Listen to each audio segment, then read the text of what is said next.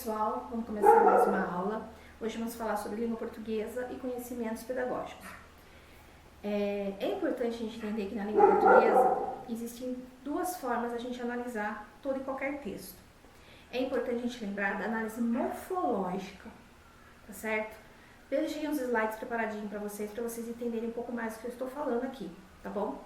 A análise morfológica são partes de tudo o que nós falamos da gramática, da língua portuguesa. Então, antes de a gente fazer a análise de verbos, de predicados, de verbo transitivo direto e indireto, eu preciso entender as partes importantes que tem da língua portuguesa. Quais são elas? Substantivos, adjetivos, pronomes, verbos, numerais, artigos, adjetivos, preposições, conjunção e interjeição. Isso é a parte morfológica. Por que eu estou explicando isso? Muito bem. Quando vocês pegarem uma prova, pegarem um texto, qualquer que seja a informação que vocês precisem, tá, analisar.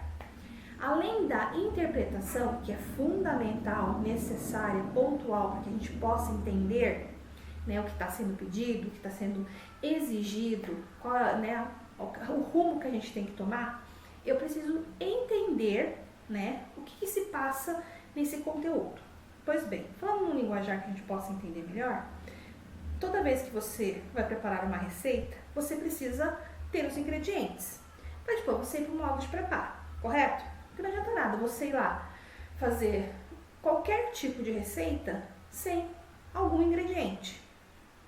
Vamos dizer o bolo, né? Se não tiver o fermento, o seu bolo não vai chegar ao resultado final esperado, tá certo? Então, muito bem.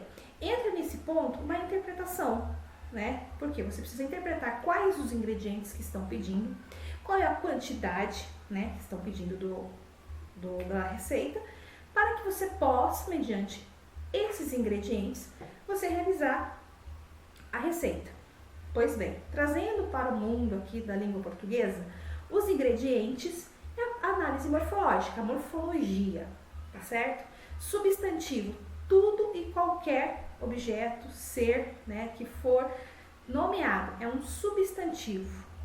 Homem é substantivo, cachorro é substantivo, cadeira é substantivo, mesa é substantivo, parede é substantivo. Então, substantivo, tá? Tudo aquilo que é um ser, tudo que a gente possa nomear, tá certo? Artigo definido, o a, né? Aí entra artigo definido, feminino, masculino, singular, plural, né? O, a, os, as. Artigo indefinido, feminino, masculino, singular, plural, um, uma, uns, umas. Né? Então, tudo isso faz parte para que eu entenda, tá certo? Verbo, né? Tudo aquilo que eu posso conjugar. Presente, passado, futuro, que a gente são mais conhecidos, como também pretérito perfeito, pretérito imperfeito, pretérito mais que perfeito, futuro do pretérito, enfim, né? Toda conjugação, todo aquele que possa ser conjugado é um verbo, tá? E que faz a ligação entre substantivo, né, e os outros integrantes ali, que é o verbo, é o adjetivo, o advérbio, enfim, né, faz uma ligação. É a morfologia, os ingredientes. Então fica aí uma dica para vocês, tá? Qualquer prova que vocês realizem, que seja um concurso, que seja uma entrevista, que seja na faculdade, no trabalho, enfim. Sempre que possível, faça ali uma classificação rápida de sujeito, de substantivos, artigos, os verbos, né, adjetivos, advérbios. Já faça uma localização. As provas da Unesp, a banca Unesp, não permite, né, que use marca-texto, e dependendo da banca, né, dependendo dos fiscais, da orientação que eles recebem, você não pode nem fazer muita coisa na prova ali, rabiscar nem nada, mas você pode simplesmente, por isso que é liberado você levar um lápis, você fazer pequenas observações ali, depois apagar tudo e entregar o caderno impecavelmente, como é assim exigido. Mas é importante identificar os ingredientes de um texto, tá certo? É fundamental. O que são os ingredientes? Quem é o substantivo? Cadê os verbos? Cadê o adjetivo? E assim você faz uma pequena análise. Por que eu falo isso? Porque a partir do momento que você está vendo ali todos os ingredientes, quando você chega no modo de fazer, no modo de preparo, você identifica mais rápido. Por quê? Quando a gente faz uma análise da síntese, o que é? Sujeito, verbo de ligação, verbo direto, e o predicado. Sujeito, predicado e um verbo que faz a ligação deles, certo? Essa é a base. O sujeito, seja ele oculto, seja ele, sujeito. O verbo e o predicado. Sujeito, predicado, que formam uma oração. Básico. Nisso aí você já tem uma frase. Então, é interessante fazer a morfologia, os ingredientes, para você saber ali o que se situa. Então, se perguntar o pronome da segunda, você já identificou ele, você já bateu o olho nele. Por que eu digo isso, gente? Prova da Unesp são textos grandes, para mais de uma questão, tá? Então, se usa um texto tão enorme para uma questão, é aquele texto para 3, 4 questões. Que é interessante você já fazer toda essa identificação rápida na sua leitura, Você vai fazer uma leitura, você vai ler o texto, não tem jeito. Então, você vai ler aquele texto, então você já faz essa identificação, que é importante, E principalmente a interpretação. Beleza? Então, a partir do momento que você olhou, identificou e fez essa base, quando você olhar o que for perguntado, nas questões seguintes, nas questões, você já identificou os ingredientes. Então, quando você entra ali no modo de preparo da receita, vamos dizer assim, você já identifica, você já conhece, você já entende aonde que você tem que ir. Identifique ali parágrafo 1, parágrafo 2, tem textos, ressalva, tem alguns textos que já vem marcado, 1, 2, 3, que é o número dos parágrafos, como tem uns que não vem, então você pode também fazer essa identificação dos parágrafos. Então, o segundo parágrafo do texto. Então, são coisas que são simples, mas que te ajuda, te auxilia na hora de fazer a identificação de tal pergunta, no segundo parágrafo foi citado um pronome relativo. Qual é esse pronome? Então, você já sabe qual é o segundo parágrafo, você já identificou o pronome, já é meio caminho andado para você, Porque você tem que ir lá no texto, fazer a leitura, identificar ao tempo que você perde. Sendo que você pode simplesmente ler o texto e já fazer toda essa pequena identificação para o seu olhar, essa análise morfológica ali, fazer essa distribuição ali, conforme é feita a pergunta, é de fato mais fácil a sua compreensão. Deu para entender? Espero que vocês tenham entendido esse ponto. É muito importante, principalmente da língua portuguesa, que a gente compreenda a morfologia, a análise morfológica de um texto, de uma frase, até mesmo de uma pergunta. Eu preciso compreender o que está sendo perguntado, por isso que na nossa aula passada de língua portuguesa eu bati muito. Prestem bem atenção na interpretação. Você vai falar assim para mim, mas eu não tenho esse tempo. Não tem, por isso que eu já estou dando essa dica. Na sua leitura já faça a identificação. Identifica onde está ali a análise morfológica, onde está os verbos, onde estão os substantivos, onde estão os pronomes. O Unesp pede muito pronome, então já faz essa identificação de pronome, já dá esse olhar nele, para que você compreenda, e quando vier as perguntas, você já identificou. Quando você já identificou, seu cérebro já fez esse processo. Então é muito mais fácil você olhar, identificar as perguntas que estão sendo feitas e você identificar no texto, tá certo? Então, para que você faça uma análise, a síntese da frase, do texto, você identifica a análise morfológica. Eu vou ter que ir, não, pontua ali os verbos, os substantivos, que é muito interessante, os pronomes, Dá uma checada nos pronomes, quais são os parágrafos ali, dá uma numerada nos parágrafos, se não estiver já numerado, que alguns textos já vem, outros não, já faz essa numeração, que já é meio caminho andado. Se dá numa das questões, o texto, no segundo parágrafo, então você já sabe onde está. Olha só, você não vai perder seu tempo de olhar o texto, procurar o parágrafo, não, você já sabe. Segundo parágrafo está aqui, o pronome está aqui, o verbo está aqui. Olha só, meio caminho andado, você já ganhou tempo, do que você fazer aquela leitura, aí você lê a pergunta, aí você vai voltar para você ler, então você já fez a leitura, já fez a sua pequena análise ali, já classificou os parágrafos, você já está ganhando tempo, tá certo? E nisso, na hora que você interpreta ali as perguntas, fica muito mais fácil pontuar isso para vocês. Espero que tenham compreendido, tá? Uma dica muito importante para vocês. Ler o texto, principalmente a interpretação, né? Como eu já falei, é importante ler as respostas para depois ler as perguntas. A VUNESP são textos grandes para 3, 4 questões.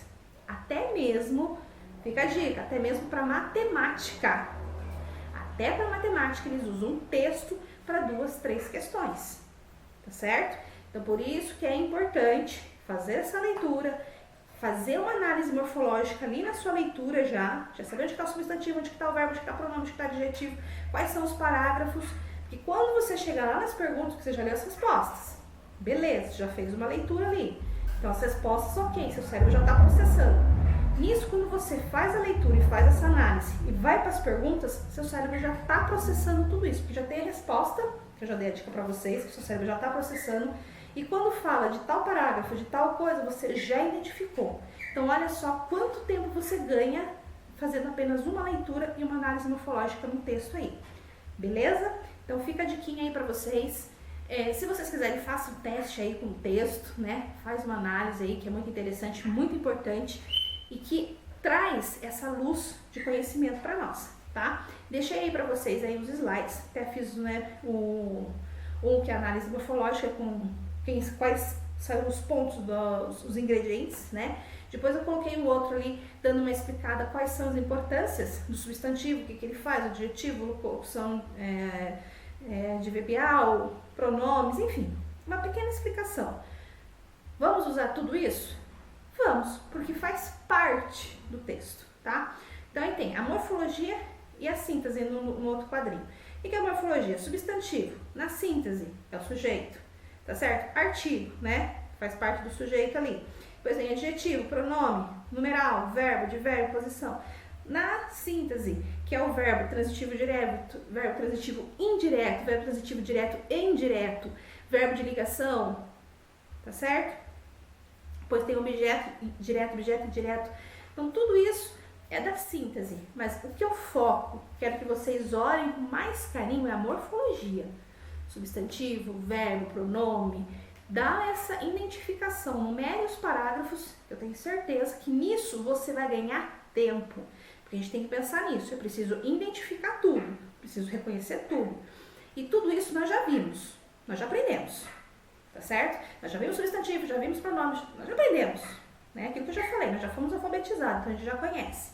Eu preciso organizar o meu tempo para que eu possa ler, identificar e trabalhar isso em uma prova, tá certo? Isso me faz ganhar tempo, que é o mais importante para nós, ganhar tempo, beleza? Espero que tenha entendido isso. Eu peguei aí no edital, né? Tem alguns links que vocês podem ir direto ali para poder fazer uma leitura, um estudo, enfim, né? Se inteirar mais. Eu peguei um da Celina Alves Arias, tá? Ela é diretora do Simplo de Minas Gerais, né? Muito interessante. E ela trouxe para nós a função social da escola, né? A gente vem ao longo do tempo, né, falando, né, da nossa opinião, a gente vem colocando assim a importância, né, da inclusão, a inclusão do professor.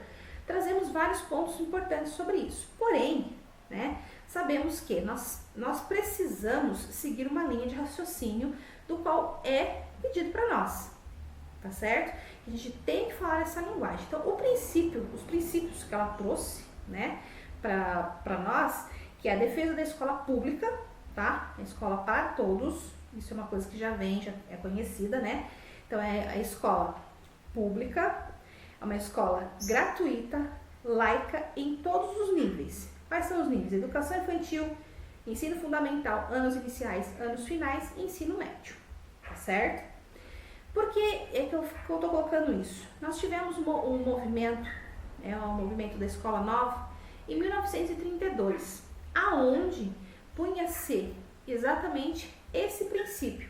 A escola para todos, pública, laica, tá? E para todos os níveis. Naquele tempo, ainda tínhamos assim somente ensino primário e ensino secundário, tá? A educação infantil era somente assistencialista, assistência para as crianças pequenas para as mães poderem trabalhar, beleza? Mas ao longo do tempo, né, mediante esse manifesto, houve toda essa transformação. Hoje temos a educação infantil, que tem todo um processo aí de conhecimento, né, de trabalho, que é muito importante, fundamental para as crianças. Ensino fundamental, que hoje falamos anos iniciais e anos finais, e educação e ensino médio. Beleza? Isso é muito importante. Então, aqui o princípio é esse, a defesa, tá? Lembre-se bem desse detalhe, defesa da escola pública, gratuita e laica, para todos os níveis, tá bom? Educação como direito de todos e dever do Estado, beleza? Aí entra um pressuposto que a gente fala o dever do Estado de São Paulo, Estado, né?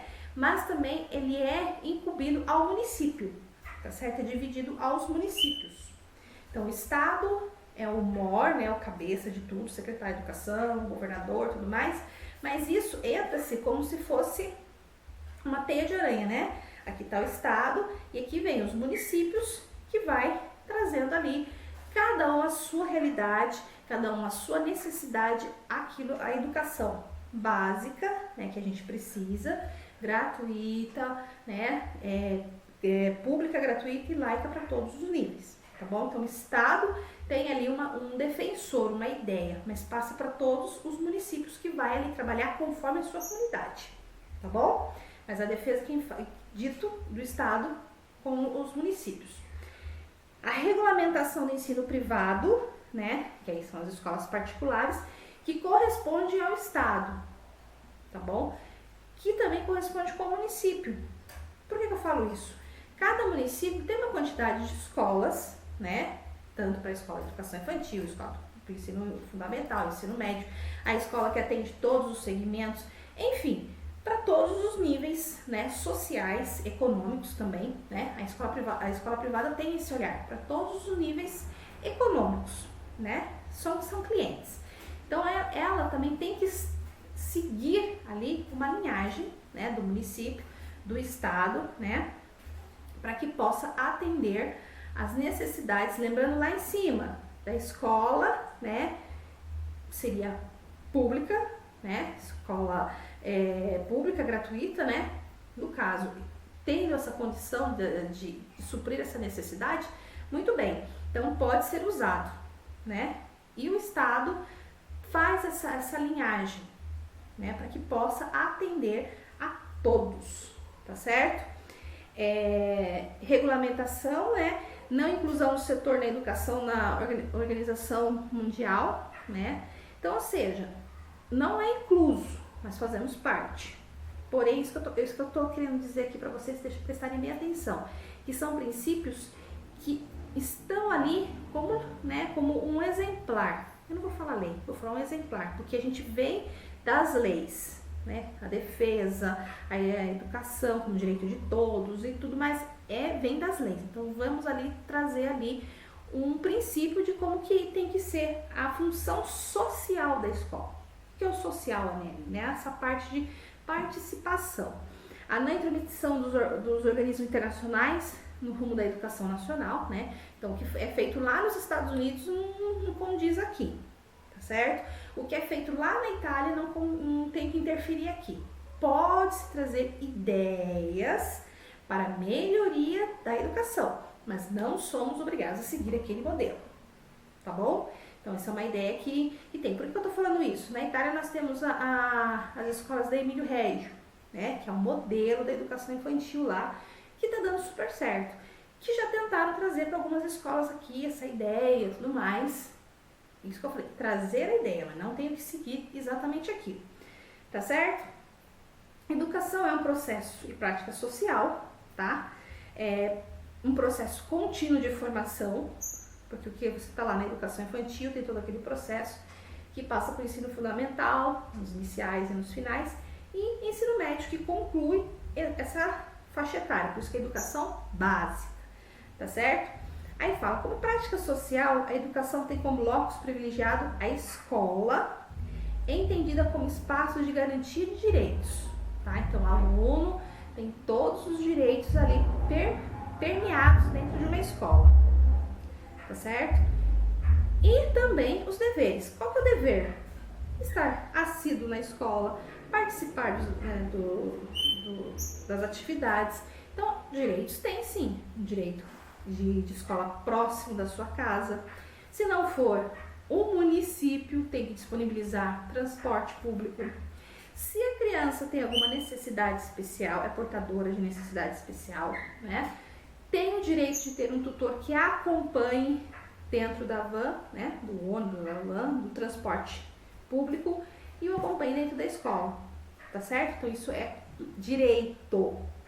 Ah, eu moro num bairro e nesse bairro a escola ali não tem mais vaga, né? Porque hoje em dia, até, pelo menos eu falo aqui em Pina, pelo menos está se ajustando bem as crianças estarem próximas de suas casas. Isso é bem interessante, tá?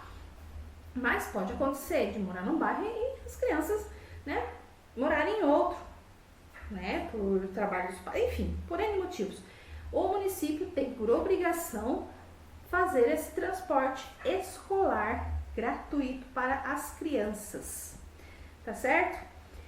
É muito interessante também falar, né, adotar uma gestão participativa no seu interior. Então, a gestão, todos têm que ali participar de todos os acontecimentos, de tudo que faz ali parte para que aquele ambiente seja favorável para a aprendizagem da criança. Mas a gente não pode esquecer que também tem que ser favorável ao professor. Beleza, gente? Então vamos lá, dando uma recapitulada. Uma análise morfológica, né? Ali nos textos que vocês forem ler, é muito interessante porque você já faz essa leitura, identifica substantivo, verbo, quais são os parágrafos, para que você, quando for ler as perguntas, você já tenha a ideia ali de onde você vai. E a função social, a gente tem que buscar ela, né, conforme ali os princípios, de que ela vem para seguir o modelo de educação básica favorável à criança de 0, né, eu falo 0, a obrigatoriedade de 4 anos a criança estar na escola, mas ao atendimento de crianças de 0 até os seus 17 anos. Nesses percalços aí tem todo, né, um processo de auxílio, que são os princípios, os direitos, tá bom? Espero que vocês tenham gostado da aula. Se tiver alguma dúvida aí, a gente vai repassando aí. Beijão pra vocês. Aguarda aí que vem mais coisas aí na próxima aula, tá bom? Beijo.